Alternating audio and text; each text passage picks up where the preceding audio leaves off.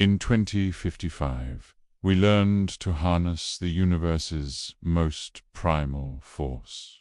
We built gravitational wave harvesters, devices designed to tap into the cosmic ripples of space-time, promising us clean, infinite power. But we were fools. What happens when the waves pull back? What if the silence that follows crushes everything? The theory was elegant, a beautiful extension of what we already knew. Gravitational waves, those subtle ripples in the fabric of reality.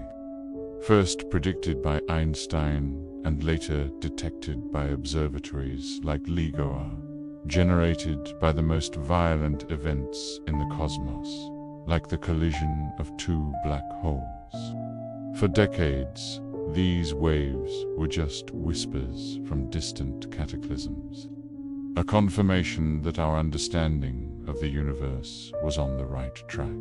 The harvesters were supposed to be the next logical step. Instead of just listening to the waves, we would pluck them like strings on a cosmic guitar and draw energy directly from the vibrations of space-time itself. It was the ultimate power source, born from the very structure of existence. The corporations sold it as perfectly safe, endlessly renewable. A new dawn for humanity. But then the reports started trickling in. At first, they were easy to dismiss.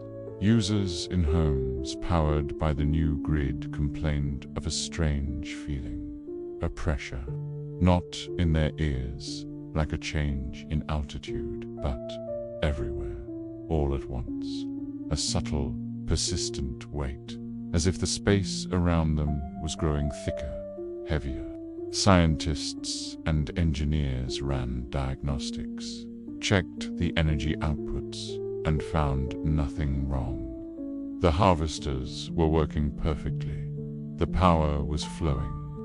But the feeling of being squeezed from nowhere, of being gently but relentlessly compressed by an invisible force, only grew stronger.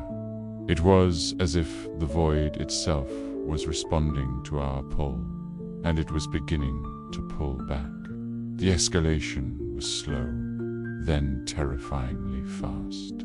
It built like a tide you don't notice until you're already underwater. An engineer at a primary harvesting facility, let's call him Dr. Aris Thorne, documented the shift. In his logs, he described activating a new generation harvester.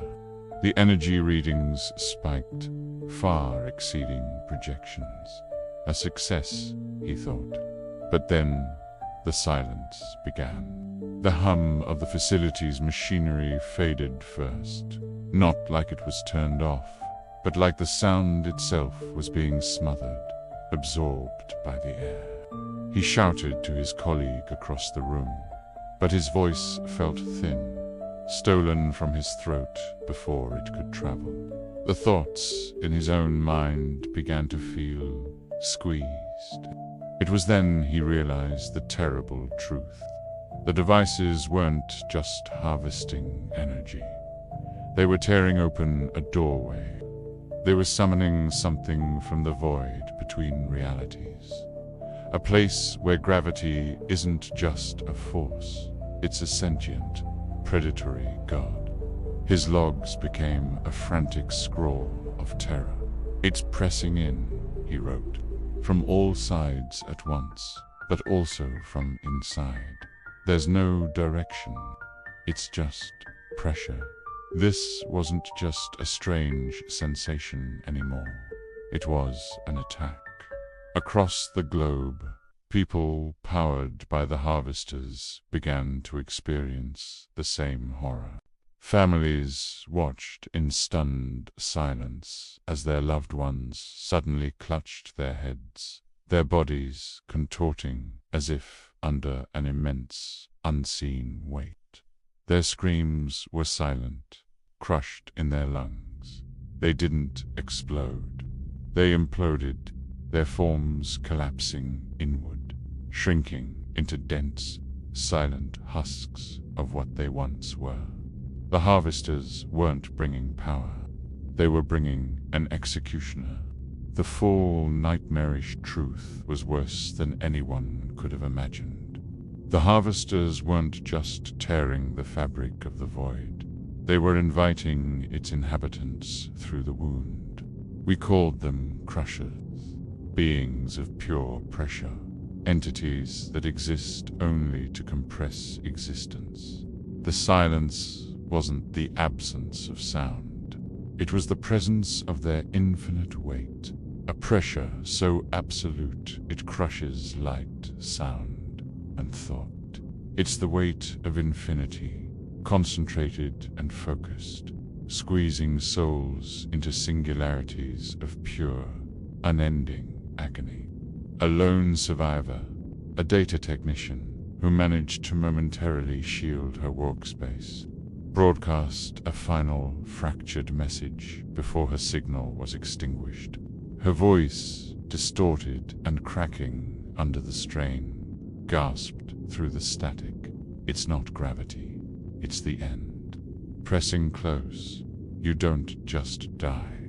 You're trapped in a state of eternal compression, a single point of consciousness, feeling every atom of your being scream as it's flattened forever.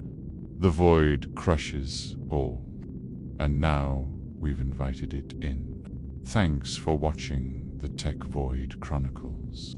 If this story made you feel the weight, like, subscribe, and if you dare, comment crushed below, and ask yourself, what if your next wave pulls you in?